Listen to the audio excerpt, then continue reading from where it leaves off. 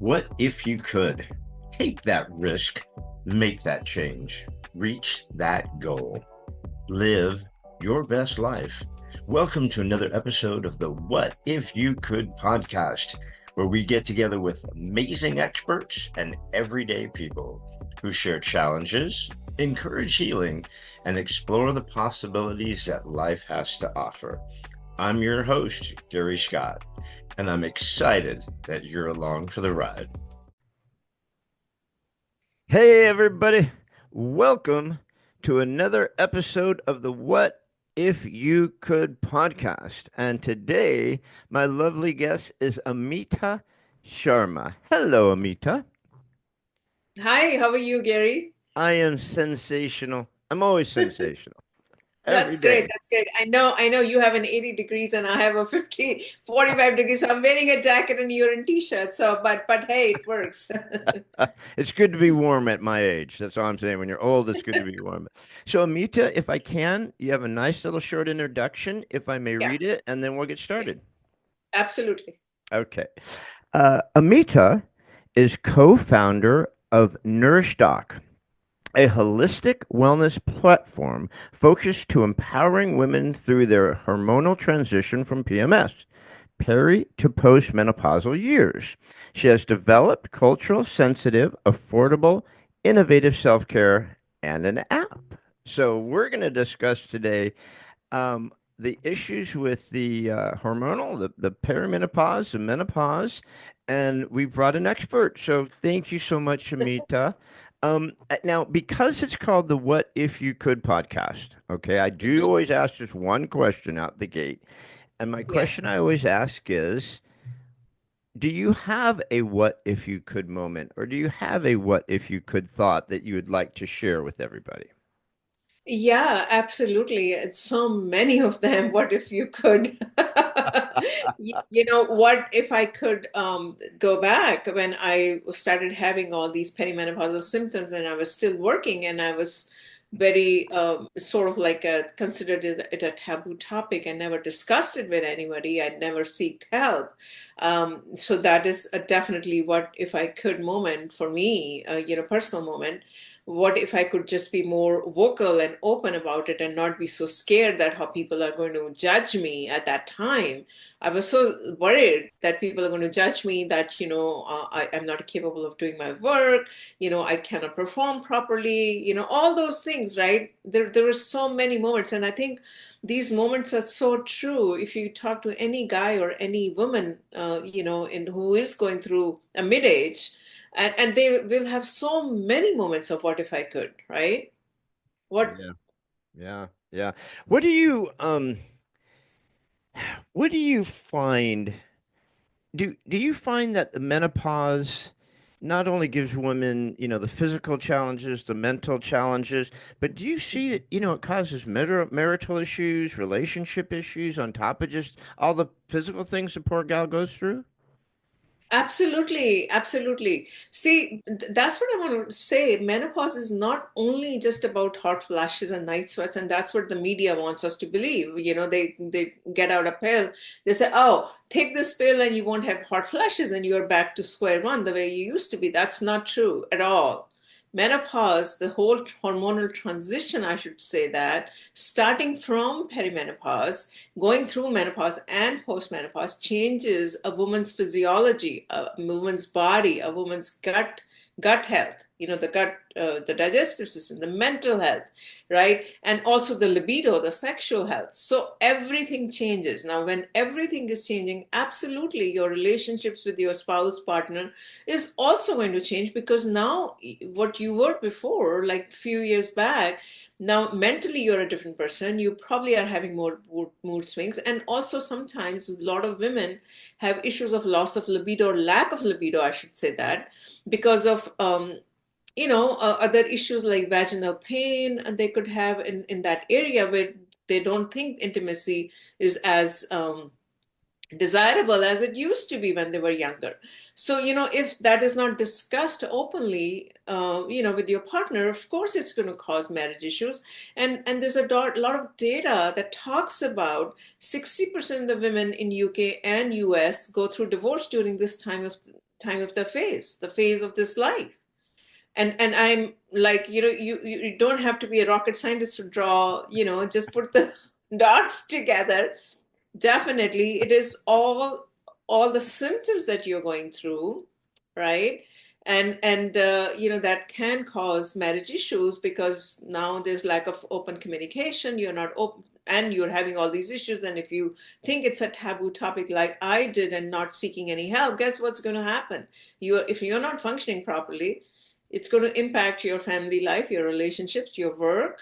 So it's going to impact everything. It's like I said, it's not only about hot flashes and night sweats. It impacts everything. Yeah. That is the truth. I want to get into the medical part of it and the physical part and your app and what you do Hmm. um at NourishDoc. But since we're on this topic and this point, Yeah. how do women bring this to their husbands so their husbands are more understandable? How do women understand that, hey, every woman on the planet, if they're lucky and live long enough, will go through this most Hmm. likely? And Hmm. so, how do we get men to understand and be giving? Because men don't give birth, so we have no clue, how it feels to poop out a watermelon, and Yeah. we don't do the menopause, although we do lose testosterone. So where does communication come in with that? How can we help women get this across to their partners? Yeah, when women are pregnant, right? Now, remember a few years back, 20 years back, right? Women would be talking about pregnancy. Men were never involved, right? Generally speaking, a couple of decades back, there was no concept of paternity leave. There was no concept of, of dad, a new dad of a newborn, really taking care of responsibility, so to speak. And now look at it where the society is now, because there was so much awareness on pregnancy. There was so much talk about men or new dads getting involved with the newborns, and now it's different, right? Mhm. So now the fertility part is celebrated, and how the families come together, which is the right way.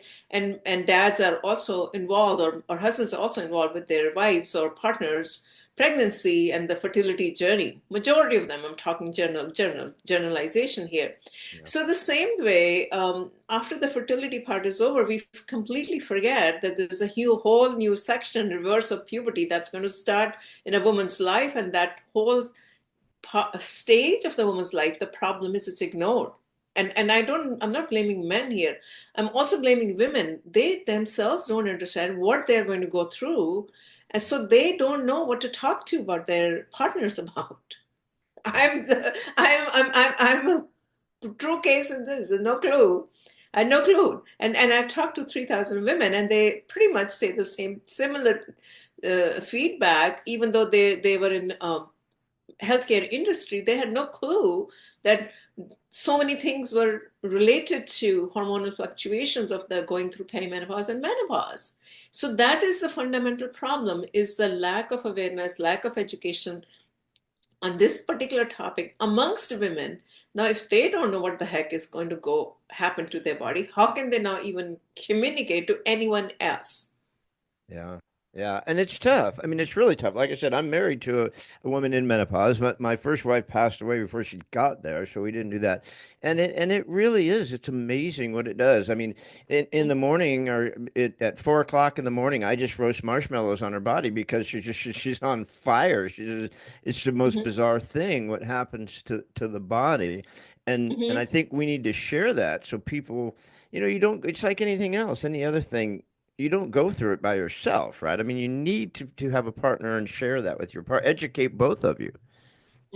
Yeah, absolutely. This, like I said, the same way the pregnancy, the menopause, perimenopause should be educated, the educational session somewhere for both, both the partners, so that they know what the partner is going to go through and what can you do, what can she do to make this journey a little bit more tolerable.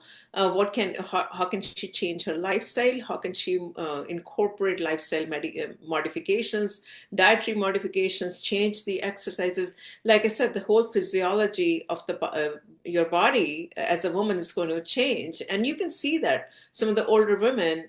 You can see, right? Most of them they start losing hair. You can see the hair thinning happens to some of the older women. Most of the older women, they start putting on weight, specifically around abdomen area.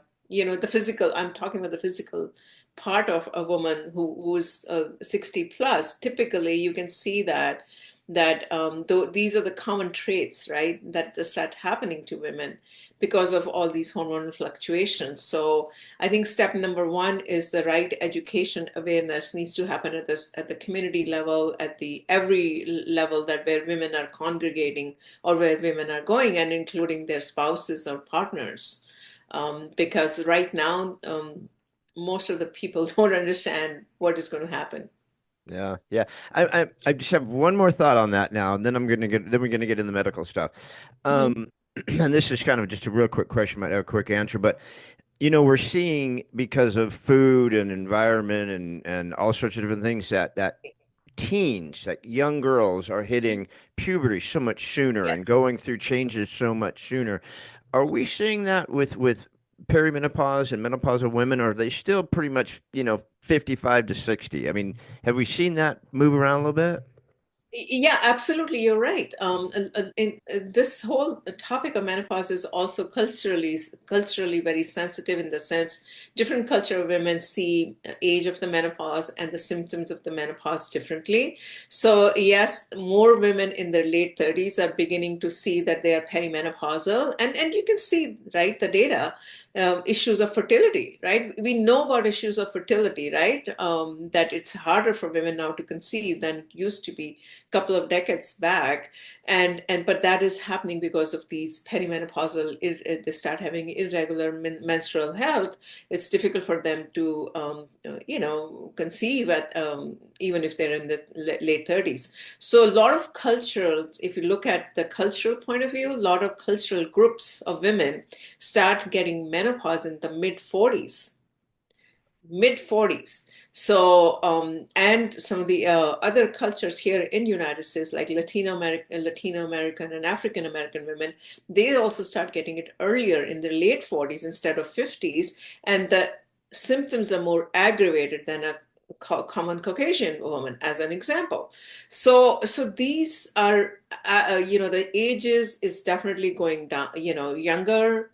The symptoms are a little bit more aggravated in some cultures, and that is all attributed to the lifestyle that all of us are leading because of the stress. We have so much stress, and then the second thing is also, like you said, the food supply is so laden with pesticides and all kind of additives.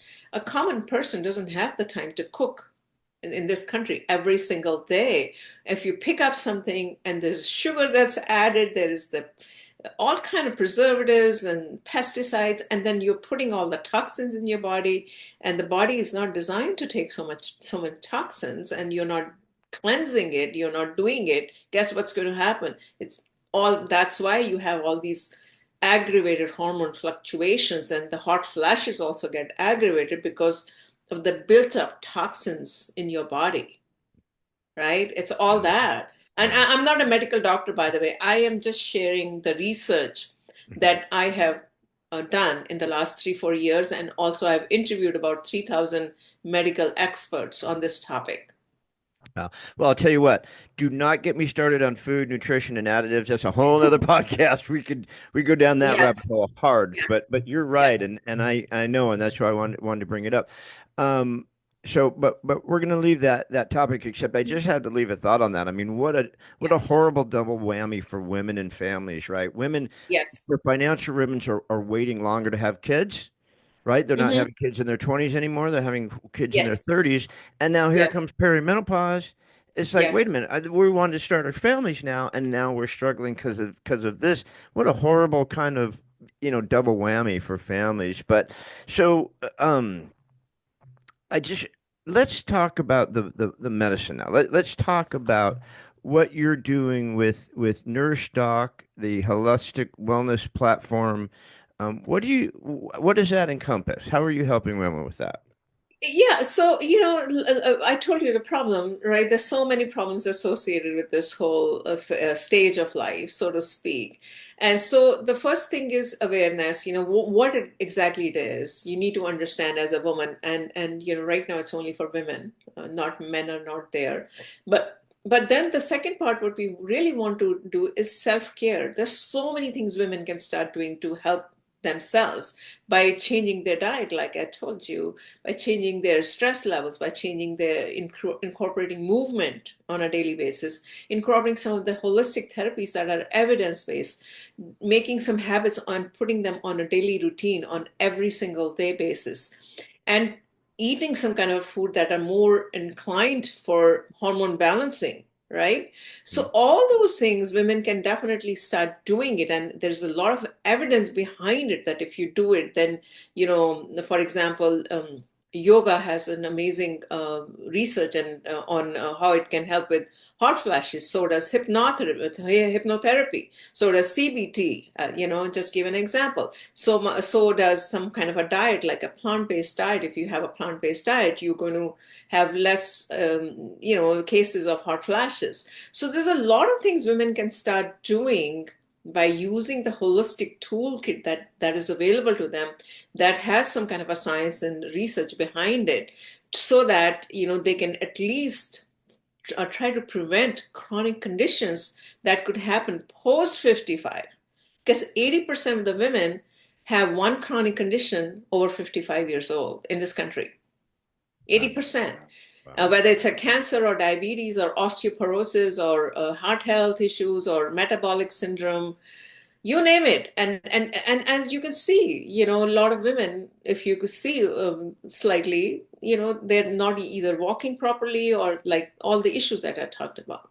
Yeah, and you know what's really horrible? See, what you're doing is so awesome. And that's why you need to get more attention on what you're trying to do. Because if you are a woman and you're going, Doc, I think I'm going into menopause, I'm in perimenopause, I could see the symptoms like that. They're going to say, take this pill, get this shot. Yes. Here's a Yes. prescription from your pharmacist. I just got a trip to Hawaii to show you about this product, right? And they're Mhm. immediately just going to put you on this. They're not going to say, try yoga, change your Mhm. diet. Maybe we should eat Yes. less of this, less of that, do Yes. some Yes. meditation. They're not Yeah. gonna. So most women Yeah. immediately are shoved down the rabbit hole of Yeah. drugs, pharmaceuticals. Mhm. Mhm.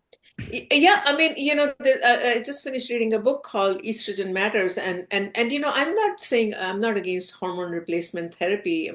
Some women need it if they get into the early menopause, because your hormones are depleted now, and then if the hormones are not injected to in your body, you might be have osteoporosis at an early age or whatever. And like I said, I'm not a medical doctor, but what I'm saying is, prescription or no prescription, you still, if you do not change your lifestyle, if you do not take all these things that I'm talking about, and different type of all these things, still it's not going to help you, because all these medications, they have some kind of a side effects, right?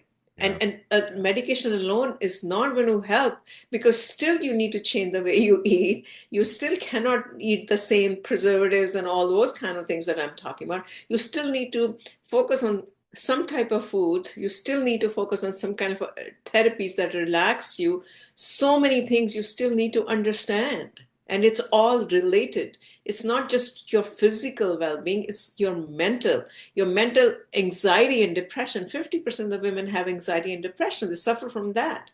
50%. And that's like alarming.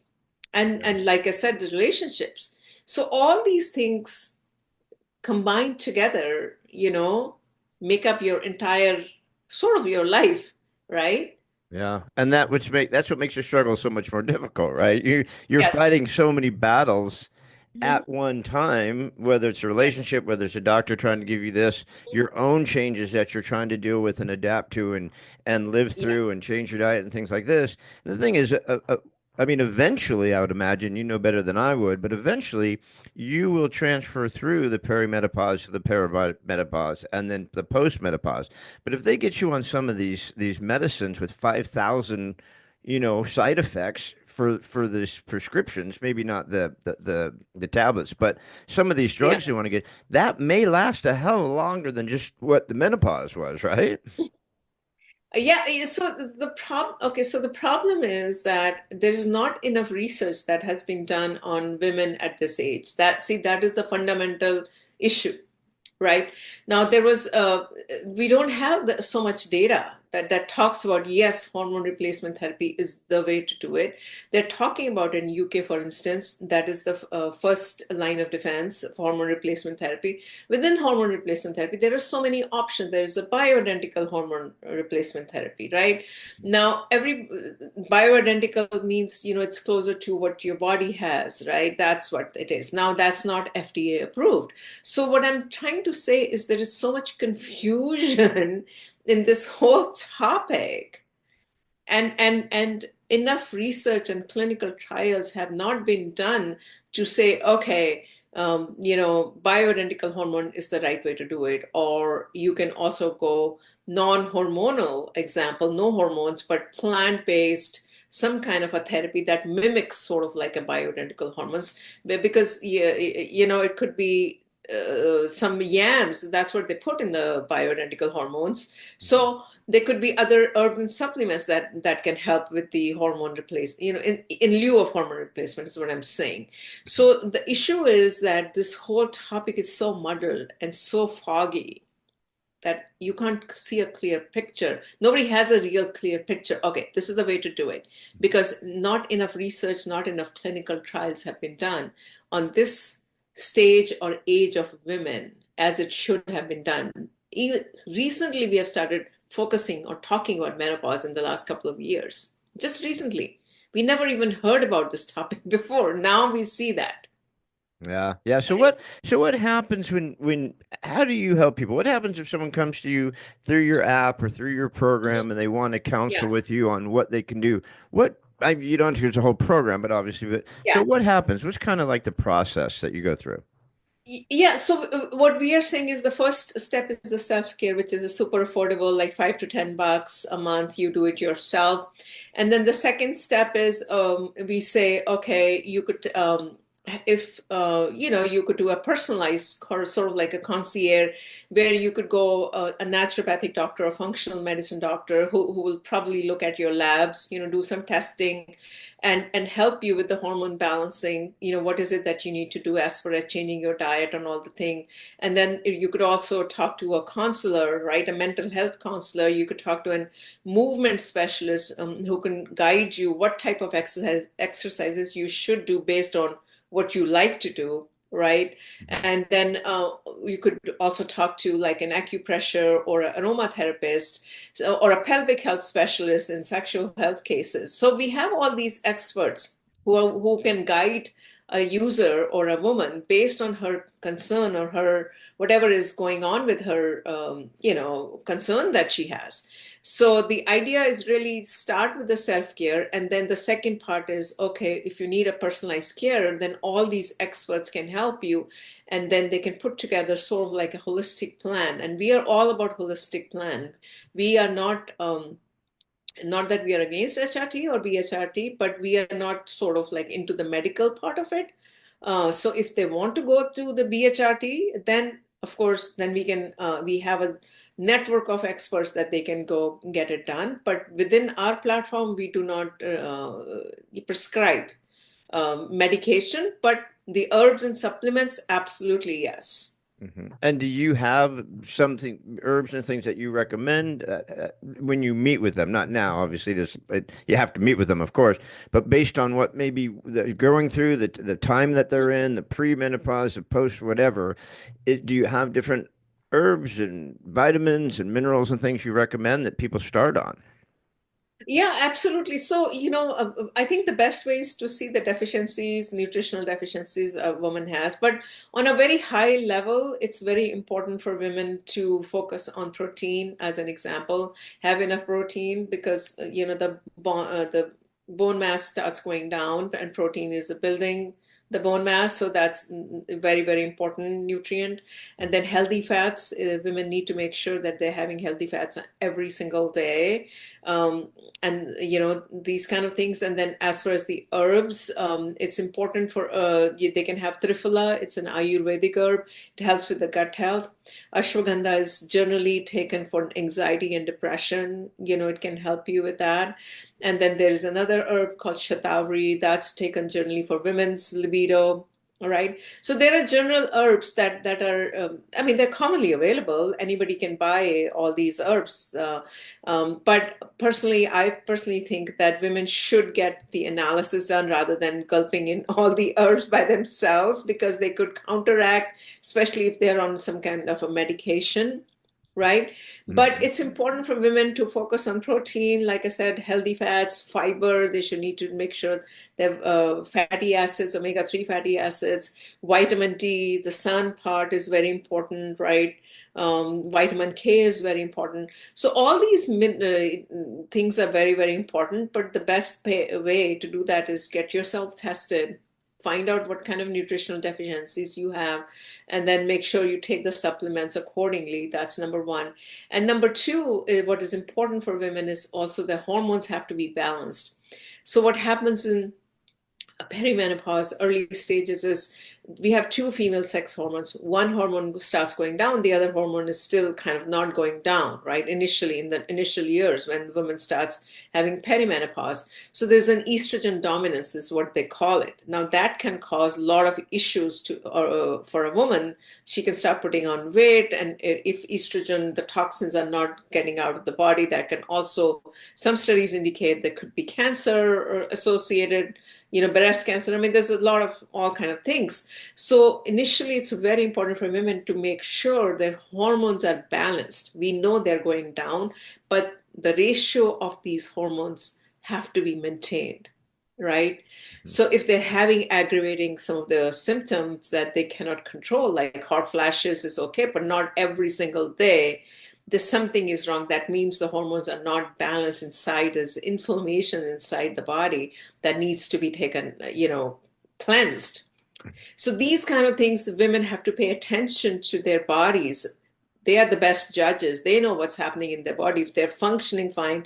For example, I felt fatigue for years and years, and I had no clue why I was getting tired. It was all the inflammation in my body, as an example, or my liver was not functioning properly, right? Mhm. So you need to pay attention as a woman, and see if you're not feeling normal. What is it? Why you're not feeling normal? What is it that you is not working properly? Whether you're getting tired, or you're getting mood swings, or you're getting some forgetting something, or you're getting hot flashes. These are alarming signs that you need to seek help. Yeah. I this is a super important topic, and I'm Yes. grateful for your time. I just have two more quick questions, if you don't mind. Um, Real quick, the I know that men Yes. who start injecting testosterone basically have to do it the rest of their life, and usually it's like a junkie. They start once a month, and it's every 2 weeks, and then it's every Yeah. week, and then these guys are jabbing themselves daily, right? So Yeah. I know a lot of my lady friends my age are going and get the pellets Hmm. implanted in their body. Is it the Yeah. same thing with the pellets? Is this once you start doing the pellets, you can never stop, or does it just get you through the menopause period and you can go off the pellets? So I'm not a doctor, but from what I understand, after having talked to MDs, a lot of MDs, what they recommend is once you're on the pellets, you're on the pellets for the rest of your life. I thought, yeah. Because so because the hormones are depleted now, and they need, some women might need the extra hormones to make sure they're functioning properly. So the pellets are pretty much what they recommend. Pellets are for rest of your life, and they're not cheap. They're like $400 $500 a month, at least to my knowledge, from what I have seen. The MDs that I have talked to, how much it costs for an average woman to get through the hormone replacement therapy. What that means is, again, only rich women can afford it if they want it. What Mm, about the rest of the other women who cannot afford $5,000, $6,000 to spend that much money, right? So yeah. again, it's not health equity.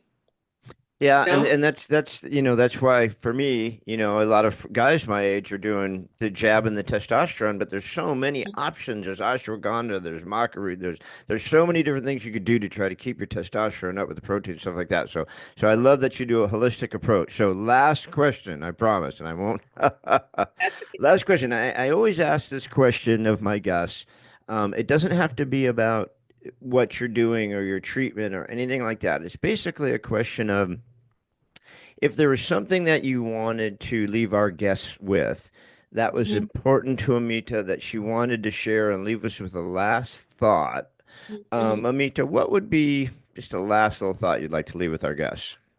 Yeah, so don't be ashamed of this. Don't think it's a taboo topic, right? I think women and men together, they need to open up about this topic. This is a natural phase of life. There's nothing wrong with you just because you're going through a menopause or perimenopause. Everybody's going to get there sooner or later, and open the communication and invest in yourself and make sure that you talk about it and pay attention to what's happening in your body. And I'm not saying that, I'm not against running and get the pallets. Everything is going to be fine. Like I said earlier, you can go get the pallets, no problem. But if you don't embrace a holistic lifestyle, no matter what kind of medication you take, nothing's going to work.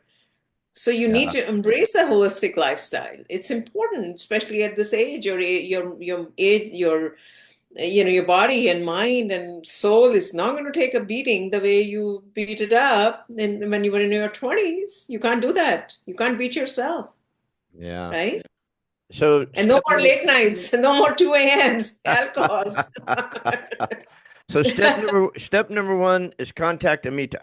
That's step number one. Then from there we go from there. But well, this has been wonderful. I mean, time just goes blowing by. This is such an important topic. I mean, I'm Yeah, 61.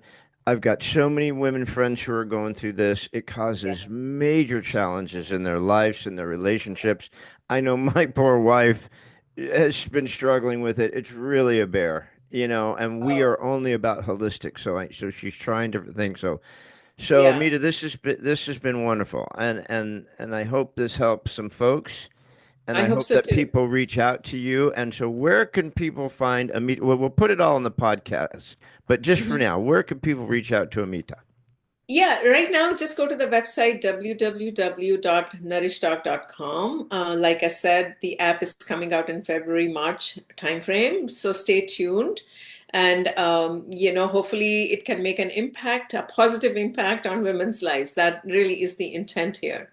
That's it. And that was the intent of this whole podcast, is hopefully we'll make a positive impact on some women's lives and help them get through this brutal little stage that just happens if you're lucky enough to live that long. You know what I mean? It's going to happen. So thank you so Yeah. much, my friend. I'm very grateful that you joined me, and I will see you next time. Thank you. Thank you, Mita. Thanks again for joining us on another episode of What If You Could podcast. Please subscribe, like, share, and give us any feedback. We'd love to hear it. And remember, if you can dream it, you can do it. See you next time.